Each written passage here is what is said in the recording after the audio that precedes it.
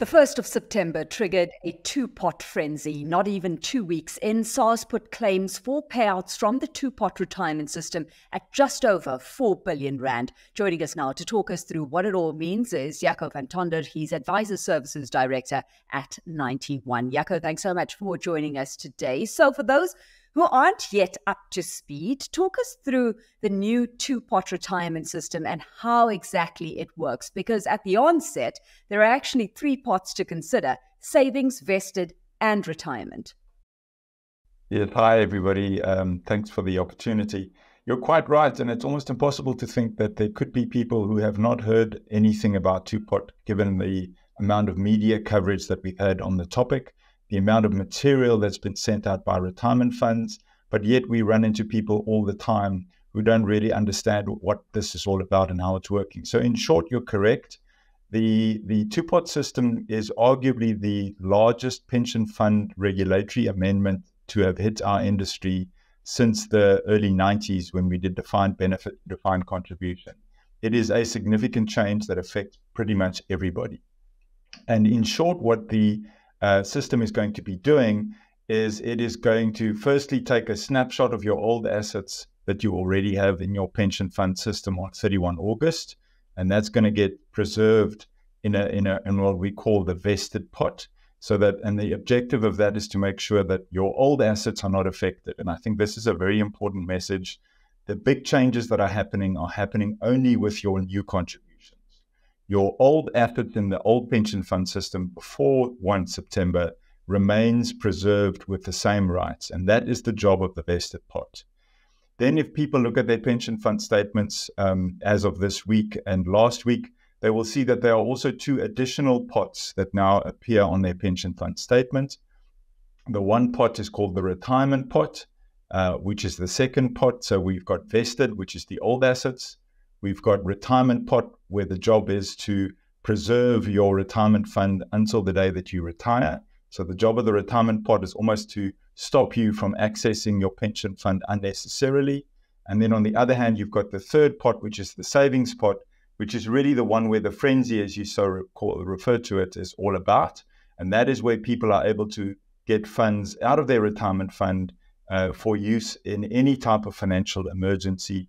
And obviously, given the enormous amount of pressure that the South African consumer has been under post-COVID, that this is almost a valve that a lot of people are using to rebalance their personal finances. And therefore, we are seeing a mad rush of individuals to pension fund administrators to access the money in their savings pot.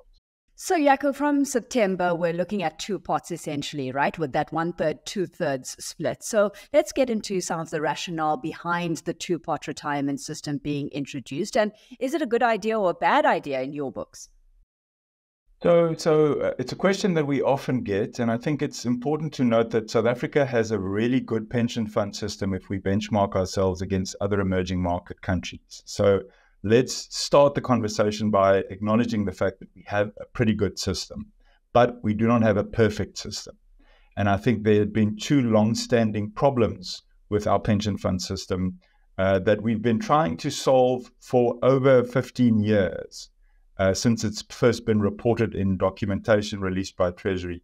And those 2 challenges that we were trying to solve, which we're solving now with two-pot, is what I call the duo of emergency access on the one hand, which in the old system we never had. We all saw this in COVID. People had 2 and 3 million rands in their RAs. They were not earning an income because their business was locked down and they couldn't feed their families. They couldn't borrow against their pension fund. Clearly, that's not a very good outcome. So how do we manufacture a system of limited emergency access? That's objective number 1.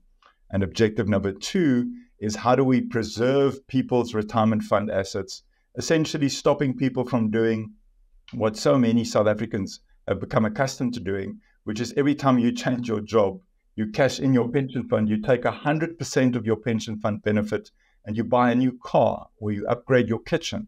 So we're trying to break that behavior set. So we're doing limited emergency access, but we're doing compulsory preservation of the remainder of your pension fund. So it's almost trying to solve the schizophrenic nature of our pension fund system, where we've historically allowed people too much access at the wrong times for the wrong reasons. And we're trying to really fix that up, right? And twopot achieves that actually very elegantly. So as a company, 91 is actually very comfortable with what is being proposed in the twopot system. As long as we can keep the system on the straight and narrow, we think there are some significant long-term benefits for the economy and for pension funds and for retiring pensioners one day who will hopefully be retiring with more funds in their pension fund. Yeah, like you say, it gives people easier access to withdraw part of their pension provident or RA, but you want to keep people on the straight and narrow, right? And 91's recommendation is that clients avoid using this functionality unless it's absolutely necessary. So let's go through the why behind that, because I think it needs to be heard and heard quite loudly. So I think for different people in different salary bands and different socioeconomic groups in South Africa, the trade-offs for accessing your savings pot withdrawal are different. So I think where we have been very public in communicating a position of saying rather leave your savings pot, it's been targeted at the typical client base of 91, which are clients who are often have financial advisors and who have other financial options. They might have a 6 months of expenses saved in a money market fund, or they have the ability to maybe borrow some money against their access bond. So people who are in that financial position, for them typically the tax penalty of withdrawing from your savings pot is very expensive, and relative to the alternatives that they might have available, for example, getting money from your credit card or getting some additional funding from your home loan and your access bond, are viable alternatives which are often better than borrowing money from your pension fund. But for people who do not have those facilities, clearly their retirement fund savings component is going to be the only access that they've got to emergency funding. And so for those people, clearly draw the money, it's what it's intended for. The job is to help you with emergency expenses that you've got no other funding options for. So if that really is the reason, then we'd say, please draw the money and use it for that purpose. But understand that whenever you're drawing from your retirement fund, you are affecting your eventual retirement, what we call the replacement ratio. And the replacement ratio is really what proportion of your salary the day before you retire will you be able to replace with your pension fund assets that you're now going to get when you're 65 or 70 and you decide to retire. And so if you consistently draw the money out of your savings account throughout your working career, you are going to struggle to reach a 50% replacement ratio. In other words, if you then retire, you are only going to be replacing half of your earnings from your pension. And for most people, that is too little. So that's always the big trade-off in accessing your savings account, is you're trading off your long-term financial future when you retire against your short-term cash flow needs whilst you're working. And it's a very difficult kind of balance to maintain, but it's important to realize that it is a critical balance that you need to think about. So we would advocate strongly against people withdrawing from their savings pot just to fund a December holiday break or to make some marginal improvements to their house. We would say leave it for really critical expenses like education or unexpected medical expenses, or really some unexpected capital expense of damage to your vehicle or your car that's not covered by insurance. Really reserve the assets for those emergency events rather than using it for what we would deem to be more nice to haves. So Jaco, you've outlined then for us, some of the cost implications in the longer term, but if we're looking at the short term implications, there are also tax considerations to keep in mind, right? Correct. So people might not realize it, but when you make a withdrawal from your savings account, there's always an amount of tax that's going to be deducted. And it's not always clear for people what that tax is going to be, because the tax rate that is used is your marginal income tax rate. And most people are not aware what their marginal income tax rate is. And most people have an idea what their average tax rate is. But your marginal rate is normally substantially higher than your average tax rate. So when you submit a withdrawal to a retirement fund administrator and you request them to pay out your savings account balance into your bank account, that retirement fund administrator will go to SARS first and ask SARS. They'll give them your details and they'll ask SARS, how much of the withdrawal amount should we be withholding from the amount and pay across to SARS?